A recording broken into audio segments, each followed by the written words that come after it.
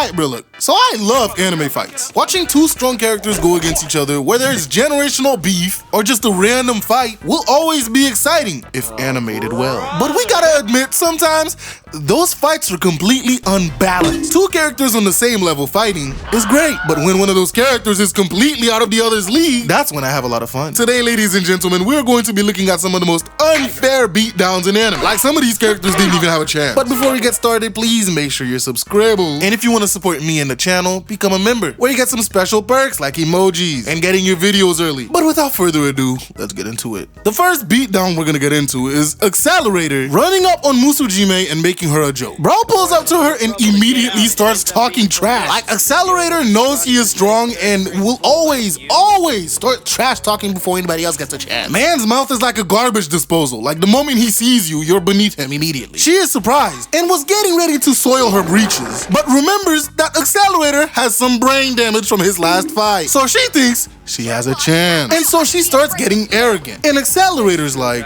oh, you thought you ate? And proceeds to spew even more trash talking her way. To back it up, with a single step, this man destroys the entire city block, showing that he is just as strong as ever. She tries to teleport away from all the debris, but Accelerator was already on her ass. Bro demolishes her briefcase, trash talks her some more, and lands the juiciest punch in her face. Man's really said equal rights, equal lefts. Like, bro, he does not care if you're male or female, he will fight you. And bro, she was done after that one punch. Like, bro, imagine pulling up to somebody, trash talking them, and then one-shotting them afterwards. Like, bro, this wasn't even a fight, this was straight bullying. And bro walked off into the night like he was the coolest guy ever. I mean, he is, but damn, you didn't have to do it like that. The next one-sided beatdown was the first thought that came to my mind when the idea of this video came. And that is none other than Temari thrashing Tenten at the tuning exam. Like, whoever in the Leaf Village that thought this would be a good match need to be thrown in jail, because this is unfair. Anywho, bro, from the jump, we knew this wasn't gonna be good because Tenten was too excited. Like, bro, you haven't shown anything so far to prove that you are strong. And by this time, we already heard about how strong the Sand Trio was. Anywho, they get started and Tenten takes a step back. And this man Hiruzen starts glazing immediately. Like, bro, all she did was take a step back. Like, what are you talking about? Shut up. Talking about something, it's not too close and it's not too far, like that's gonna help. Temari, knowing she's that big, immediately starts talking trash. Tenten throws some shurikens and does 0 damage. Like, bro, they didn't even hit. After some time, Tenten hops in the air and starts spawning weapons out of her ass. They did literally nothing. And so she pulls out 2 scrolls, jumps in the air, and does the same thing, throwing weapons at Temari. And she blows them things away like they were nothing. Tenten, having just failed in her attack, is still in the air. Turns out she got some strings attached to her weapons, so she tries throwing them again. And they did nothing.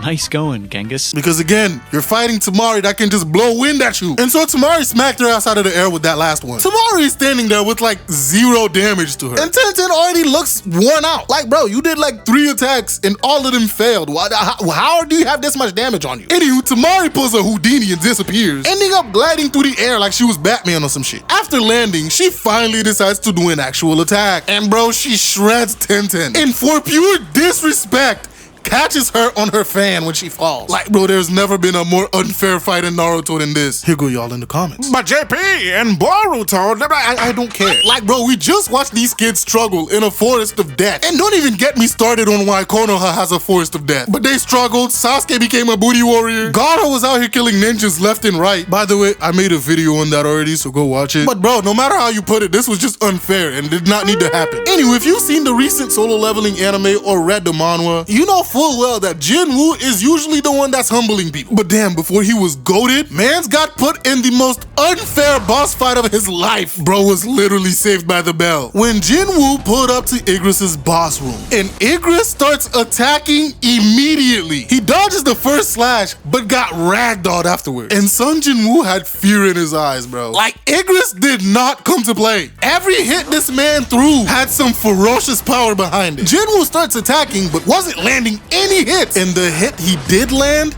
did 0 damage. To which Igris tries to crack his skull open, but he blocked it. After realizing he can't damage Igris with his dagger, he puts it away and puts his fists up, because he thinks he's gonna use his raw strength. And Igris was like, oh, we throwing hands now. Bet that up. Puts puts his sword down and proceeds to put this man in the fucking floor. Igris was like, you think just because I swing a sword around, I don't have hands? I'm about to ragdoll you. Mans tosses Jinwoo to the wall and barely gave him a second to breathe, coming in with another punch. And after he's done, he just stands there waiting for Jinwoo to attack. Jinwoo decides since he can't beat him with raw strength, he's gonna use his speed advantage. Spoiler alert, he didn't have a speed advantage. He starts running, showing off his speed. Igris is just standing there, menacing. When Jinwoo attacks, bro catches his legs and starts tossing him around. They start throwing hands and this fight is looking great. It looks amazing. Jinwoo lands a kick and Igris was like, I understand it now. Bro locks in and proceeds to land the meanest combo ever. I swear this is a kick that Robin would pull off. And bro doesn't waste a single second. He grabs Jinwoo, does a Broly drag, and tosses this man like a football, sitting him down on the throne. Like bro, he sat this man down like you're not ready for this. Anywho, bro walks up to Jinwoo, calls his sword and goes for a final hit. But luckily Jinwoo blocks and finally locks in, getting a good stab in the eye and proceeding to pummel Igris. Like bro, if Jinwoo did not lock in the final moments, he would have been cooked. But somebody who had zero chance of winning, even if they did lock in, is Pitou.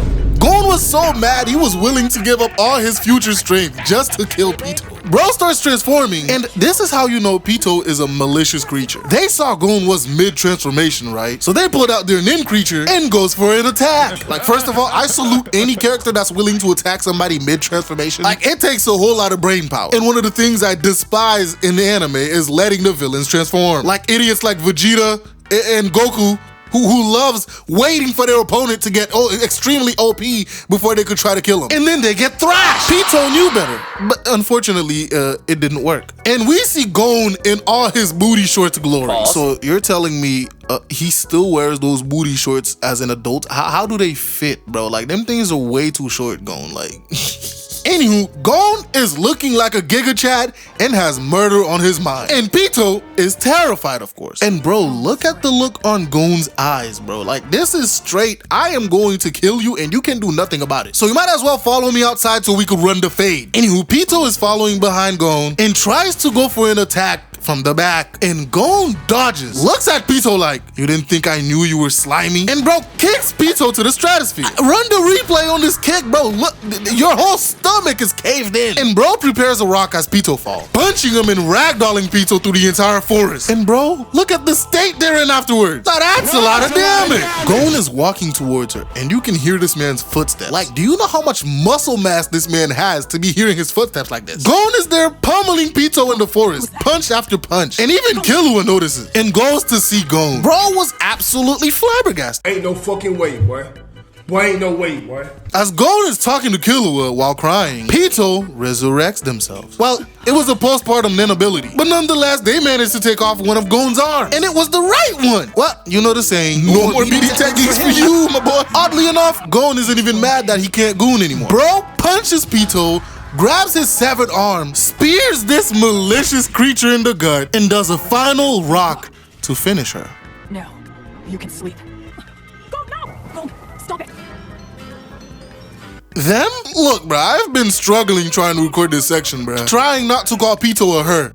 But either way, they're dead. The introduction that we got to Uvogin showed that he was a battle-hungry menace, taking out the Shadow Beast in the most brutal way possible. Now, imagine after seeing that fight, and I tell you that Uvogin was on the unfair side of a 1v1. Yeah, bro, you wouldn't believe it. But when your opponent comes to the fight with a shovel to bury you, you might as well give up, bro, because you have no chance of winning. Kurapika came to this fight with vengeance burning through his heart, and finally he gets the chance to fight one of the Phantom Troop members. Uvogin is arrogant as usual because he's strong. They start fighting, and Uvogin notes that the chains are dangerous, but he gets a nice punch in on Kurapika, seeming to break his arm. But when the dust clears, this man has no damage on him, and Uvogin is flabbergasted. Kurapika's like, please tell me that wasn't your strongest punch. And so Uvogin gets mad, goes for a punch, and misses, resulting in him taking a back shot from Kurapika. And from how wide this man's mouth is open, I know that back shot hurt. Pause! When you stub your pinky toe in the middle of the night and don't want to wake the entire family up, so you do this silent scream. Anywho, Uvogin rolls with the punch, thinking he's getting away, only only to be stomped in the back of his head. Like, bro, Kurapika was on his Robin timing with that one. And then bro says that Uvogin is wasting his time. So Uvogin goes full throttle. He creates a smoke screen